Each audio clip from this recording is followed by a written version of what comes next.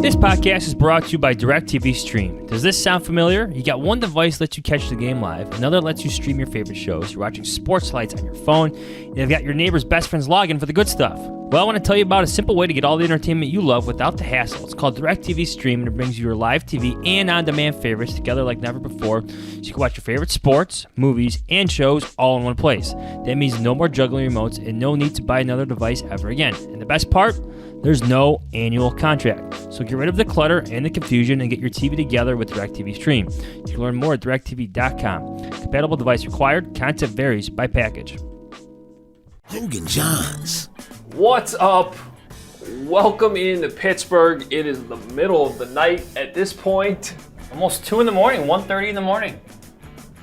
I am boarding a flight in 3 hours. What a night this turned into. What a game it turned into.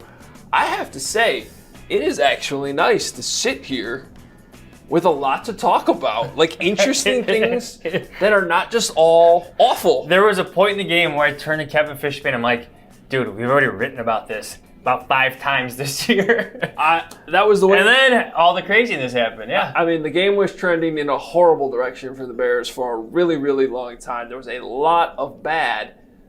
And then all of a sudden things got really good. Like the game got good. The Bears offense suddenly got good. The NFL officiating did not get good. That stayed very bad. It's unbelievable. But it turned out to be a very, very interesting game. Unfortunately, the Bears lost when it was all said and done. They're now 3-6. They've lost 4 games in a row. So like you zoom out from that perspective, not so good. On the other hand, holy crap, Justin Fields made some insane throws. Led his team back. I mean, those 2 throws on that game, what could have been the game-winning drive, turned out not to be.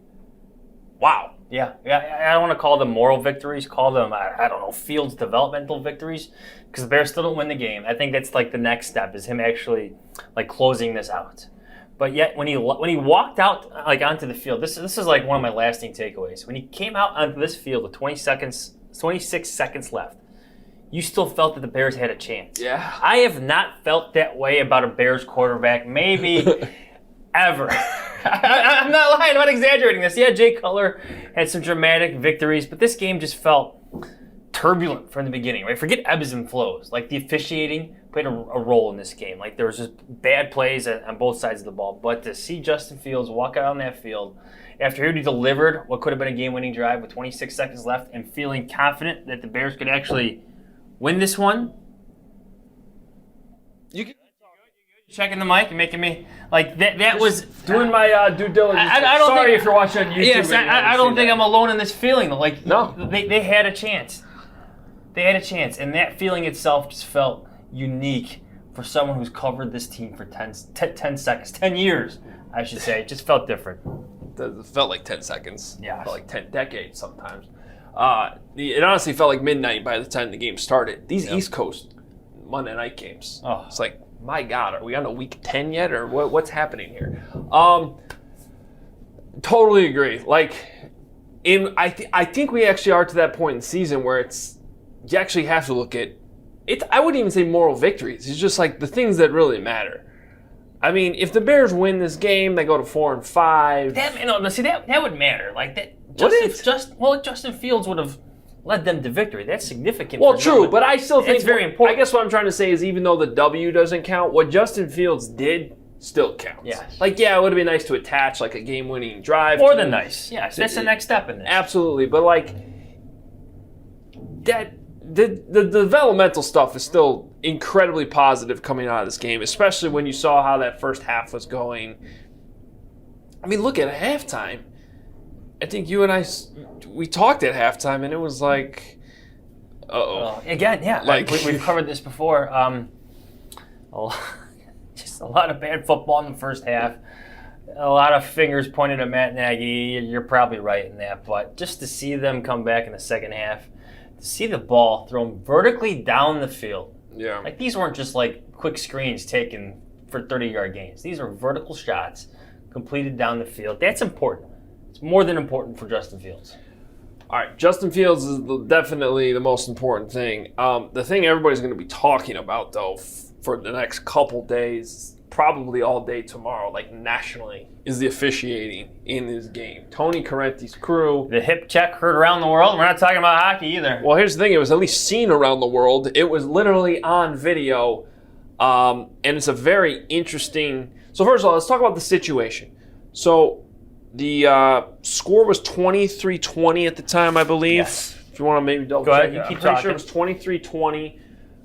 The Steelers are driving, and Cassius Marsh, who's been around the league, he's got this dope-ass karate kick celebration, He's had it forever. That's the coolest thing I've ever seen. He's had it forever. So he gets this big sack, and the Bears are going to make the Steelers punt them the ball, and there's plenty of time left. So it would have been a 3-point game.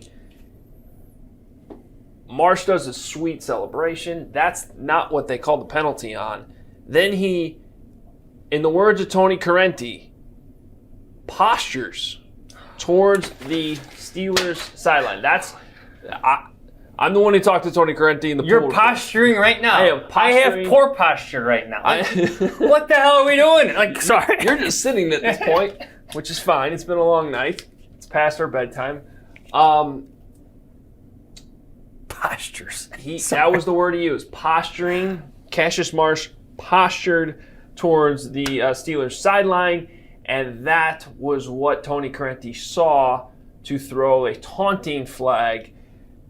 Now, before we get to like the idea of how stupid that is in such a big moment of a game and the rule in general, we need to point out though that Correnti didn't actually throw the flag until Marsh started heading back towards the Bears sideline, and pretty clear as day on video, Correnti appeared to, like, if you're watching on YouTube, you can see this, like, just a little, like, butt hip check. More of a butt check. If he was playing hockey, that's a hell of a move. Yeah, right? Like, when a guy's skating by you, just give him a little shimmy. A little hip check, yeah. The ladies in Cleveland love it. That's a major league reference you probably aren't familiar with. I am, but go on.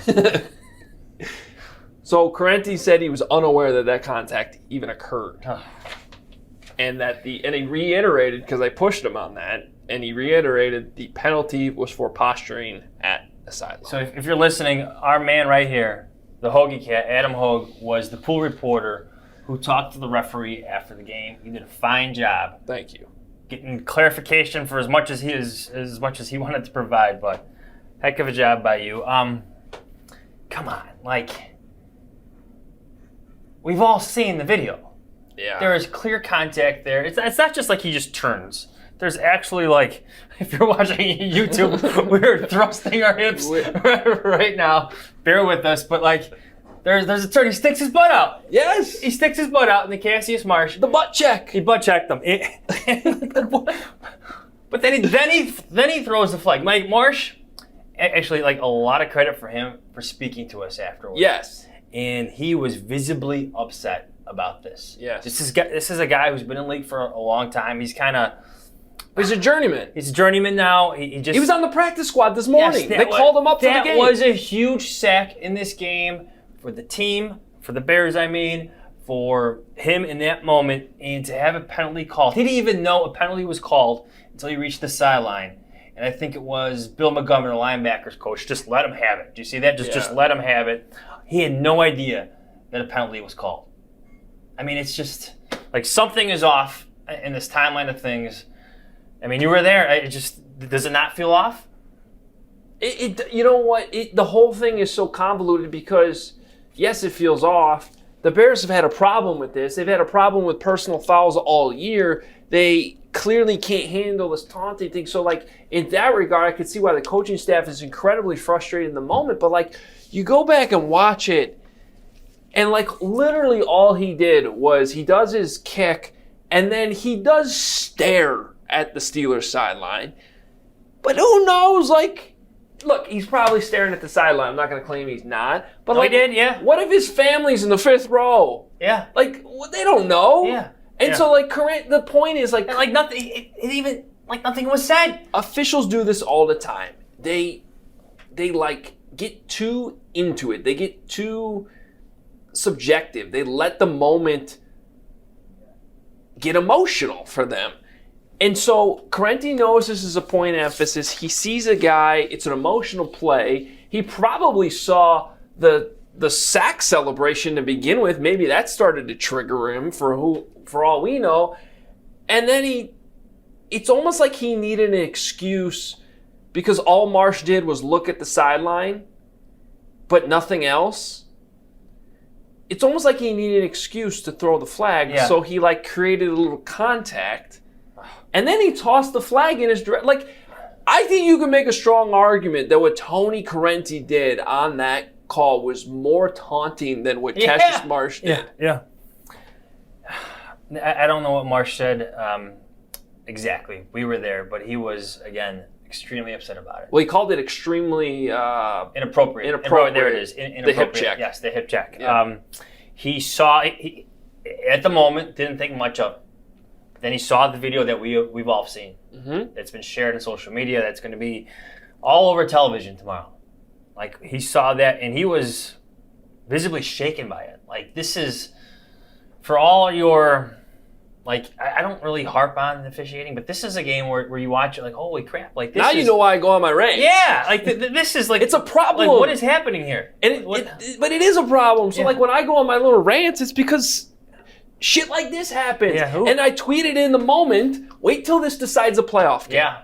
At this rate, some official in a moment, it's going to get too big for the official in the moment, and they're going to call a stupid taunting penalty. This bothered me. So I got your, here's his pool report transcript, right? His first answer to your question.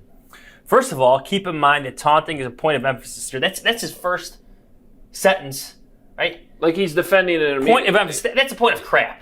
You know what I mean? Yeah. You directly impacted the outcome of the game with that decision to throw the flag, which was prolonged for whatever reason you want to say. But that. So for the record, you can never say what's going to happen. One thing leads to another. Sure, but theoretically, the Bears would have been up 4 instead of 1. Yes. If they're punting because the Steelers got an extra field goal there. It's 26-20 instead of 23-20, and so the Bears ended up being up by 1.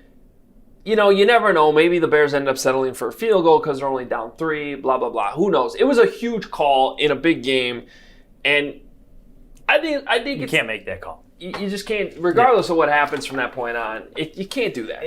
What makes it worse too is they stunk it up all night. That low block penalty that's in here too. You were there. You talked to him. Where there is little or no contact made on TJ Watt. So James Daniels, the low block call that negated the touchdown to Jimmy Graham to the corner of the end zone. And they settled for a field goal there. Yes. So there's another 4 points off the board. So the deal with that penalty, it's new this year.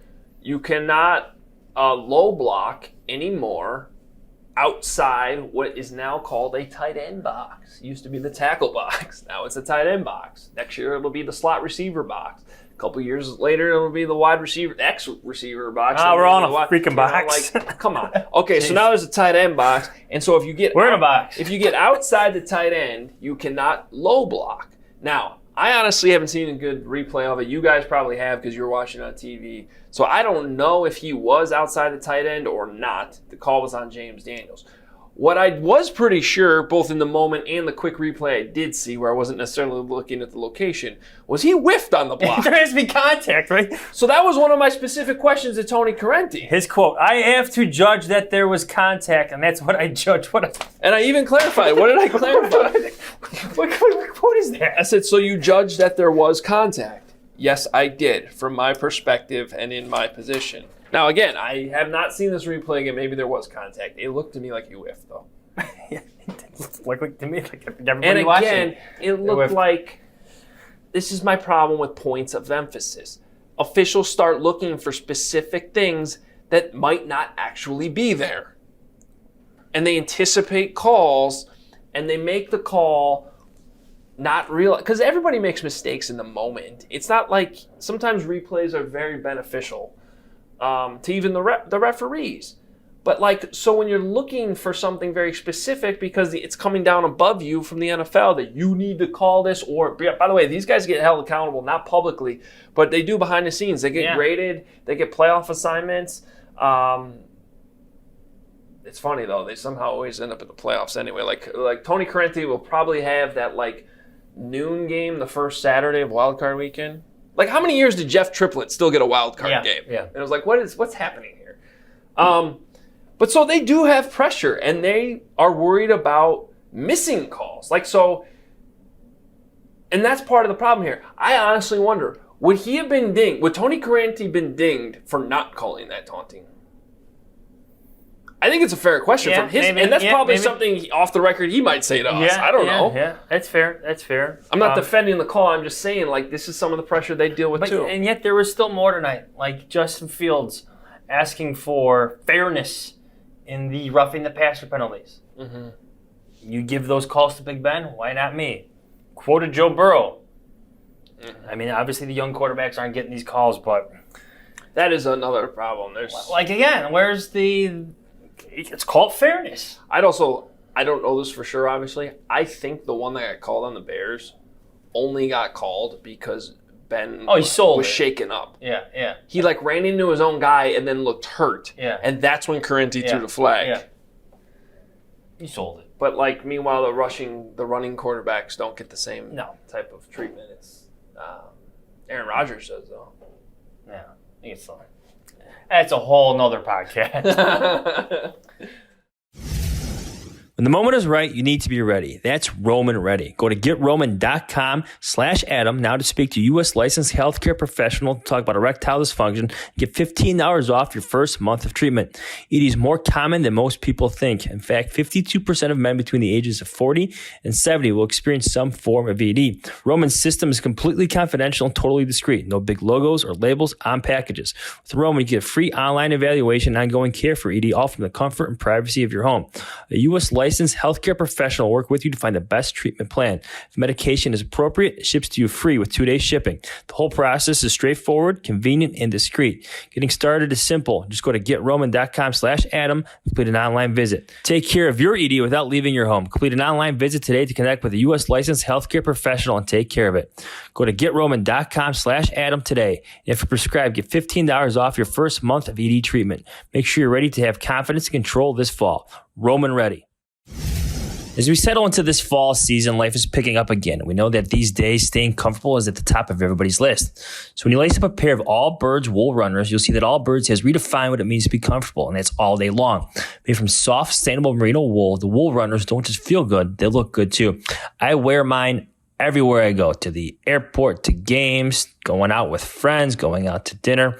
They look good. They feel good. I like the gray. The blues are sharp too. I'm telling you, these shoes are simple and stylish, proving that comfort, design, and sustainability don't have to be mutually exclusive. They're machine washable, easy to wear, and easy to clean. They're breathable and comfortable, perfect for all-day wear.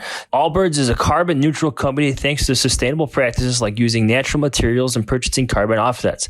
They know we can create a more sustainable future together, but only if we hold ourselves accountable to tread lighter on the planet. Start the season off right with a pair of wool runners from Allbirds. Find your own pair of wool runners at allbirds.com today. That's ALLBIRDS.com.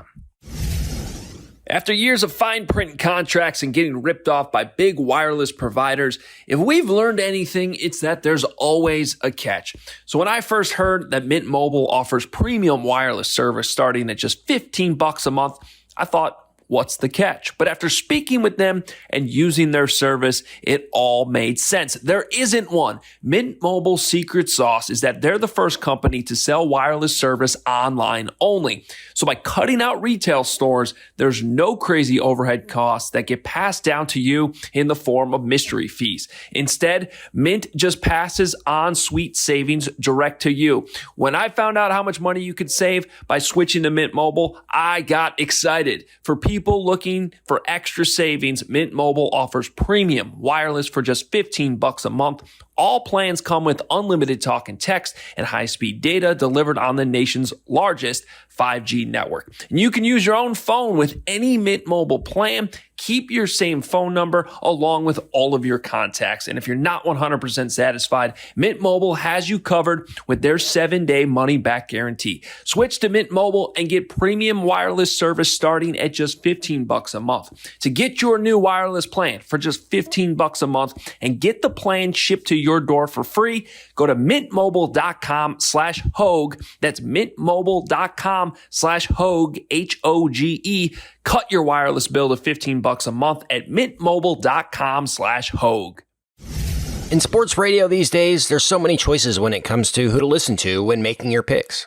If you missed the biggest sports headlines from the night before, have you ever wondered how that might impact this week's biggest bets? Relive the best in sports from the night before with BetMGM Tonight, presented by BetMGM. We here at Team Hoge Jahns trust BetMGM with all of our picks, and listening to BetMGM Tonight has made that so much easier. Make sure we're up to date on all the latest lines. And honestly, after listening to it, we felt better informed and more confident about making our picks. And that's always good. Plus, let's be honest, picks are just fun. BetMGM Tonight is fun. Hosts Quentin Mayo, Ryan Horvat, and Trista Crick are joined by on-site correspondents to bring you the latest insider information in real time. Every detail matters when making bets. BetMGM Tonight dives deeper to help you get the edge. It's fun to bet on the game, but it's even more fun when you've got the inside scoop. Tune in to BetMGM Tonight, presented by BetMGM. Listen on Odyssey, Spotify, or your favorite podcast app. That's BetMGM Tonight on Odyssey, Spotify, or your favorite podcast app. I mean, they're still bad tonight that you can't blame on the officiating. No, like, the first half was not a good half whatsoever for the Bears. Horrible. Yes. How long did it take to get into the stuff that works? Like, they finally ran a screen. They finally ran a boot. Then they try to run a boot into TJ Watt. Like, what are you thinking? Yeah. What's going on there? I got beef with the end of the game. Try the Hail Mary. Yeah. Okay. You gotta know. You gotta know if your kicker can't. Yeah. You should. I don't mind it that much. No. It wasn't even close. It wasn't even close. I know. It's outside. Yeah. Now, if we're inside, if we're in Ford Field or in Las Vegas, indoor conditions, I will say this. Throw the Hail Mary. His approach to the kick looked different. I'm sure he had to approach it differently because of the distance of it. Oh, yeah, you got to get more of a... Yeah, he didn't look comfortable with it. Special teams. Yeah, I'd have to watch again, but I'm guessing he did at least a three-step, if not more. Yeah. Usually at this level at the NFL, it's more of a... They can pretty much kick pretty far with a two-step. But I just didn't like it. I know a Hail Mary's a long shot too, but a field goal where you can't even get the ball, and you need to know that. Like, if you're Chris Tabor, Matt Nagy, you got to know that the 65 yards is just too much for him. He's not Justin Tucker. So I just didn't... He's lining up. And honestly, I'm not even bringing in the record into it. But I almost feel like the record should be part of it. Like the streak I'm talking about. Oh, considered? Like at least like a 1%. Like he's probably not going to make it. Is this really worth screwing up his streak over? Yeah. Let's just throw the Hail Mary. I don't know. I didn't like that. Spoken like a true special teams coach. I know. I'm joking. Well, special teams coaches usually want to kick the field goal. Yeah. Protect your guy. Yeah, it was the most unfortunate bold prediction that's ever come true, by the way. I actually feel bad about it. Yeah, that doesn't count, everybody, just so you know. No, it definitely counts. And I definitely did not expect it to be like a miss at the end of the game. That sucks. Yeah. Is the Bears' defense dead? I thought, given the circumstances, to only give up 14 points in the first half, I thought that was a win for them. All right, can I say a couple things, though? I'm sorry. They give up 29 points to the Steelers. The Steelers' offense is not good. It's not good. I think this is the most points the Steelers have scored all year. Yeah, but I know I don't want to come off like I'm defending the defense at all, because I'm not. But I just know there's no Mac. Look, Eddie Jackson was missed, everybody. I'm going to see that in the comments on YouTube and everything. They miss him. There was a ball thrown by Ben Roethlisberger that was 5 yards short of everybody, and yet the Steelers still caught it. Eddie Jackson I remember a play you're might make a play on that ball. I'm just saying, might make a play on that ball. Kendall Vildor, they had third and long situations, just couldn't make the play. I don't know if he's feisty, he fights, seems to be in position, but maybe he's just too small. Yeah, maybe. Against bigger guys. They're shorthanded. I'll give you that. I'll give them that. I'm not giving them that. You know what I'm saying? There's injuries. They're shorthanded. Okay. You want to rip them? Go ahead and rip them. Well, I'm just... Didn't it feel like halftime, early third quarter, maybe even earlier, that if this was the game in Tampa with Tom Brady, that it would have been different. 40 to... But that's my point. But that's who you were playing, though, today. I understand. I'm just saying, it certainly felt like if you were playing Aaron Rodgers or Tom Brady or And Ben's got nothing left in that arm. Yeah. It's almost hard I felt to like watch. when Marsh has that penalty and they still settle for a 52-yard field goal after that. Like, that's a win for the defense. Sure, no, they came up with a punt after the hashtag Bears special teams, the fumble. Yeah. Jakeem Grant's fumble. The Bears defense stopped them. Yeah. They had their stops. They had stops. But now then at the end, they needed that stop. And Roquan Smith was visibly upset by not getting that stop. You can't have guys streaking wide open in those moments. The Steelers seem to produce that in the final minute.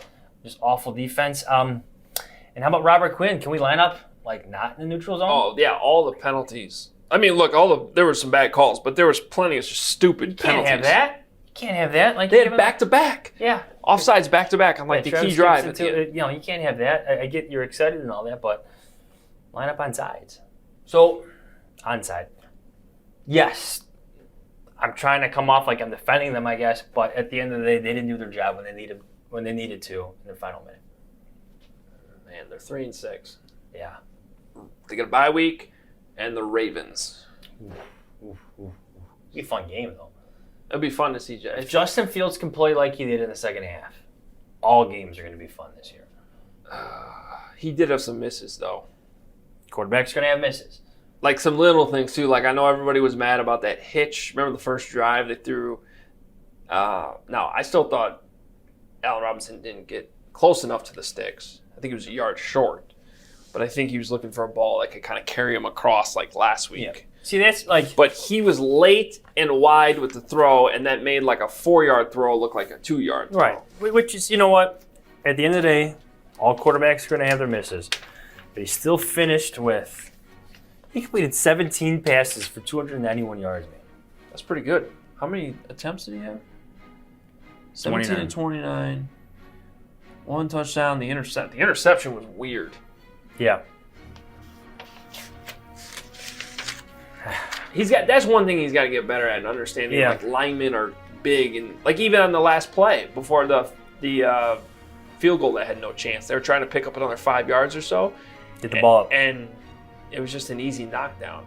So, all right, we should get out of here and go to bed. Yeah, we're fading here. 12 penalties. Do I drink this coffee? You do. 115 yards on the Bears. 12 penalties, 115, 5 for 30 on the Steelers. They had their share of stupid penalties that were on them. They also had their share of penalties that were on the refs. And a couple that were not called on the Steelers, for sure. All right, we're out of here. Follow us on Twitter. Texting on our YouTube video. That's fine. I don't know who you're texting. Finish this Who up. are you texting? Fishman. Oh, he's probably wondering where you are, so he can go to bed. Follow us on Twitter, at Adam Hoge, at Adam Jahns. Read us, all the reaction up. He's on The Athletic, theathletic.com/Hoge Jahns. The Fishman is too. I'm on NBCSportsChicago.com. Plenty of coverage up there, plenty of craziness. And we got a good episode coming up Wednesday. Yes. Robert Mays and Nate Tice are both going to be on together. So we'll have one big episode going into the bye week. So that'll be your only other episode this week. We'll have a big one. I'm sure they're going to have plenty to say about this game and what happened tonight. And we'll see how angry or happy Robert Mays is over what happened. Because he's got to be pretty happy about Justin Fields. Yeah. So that's coming Wednesday. We will talk to you then. See ya. You, Aaron Rodgers.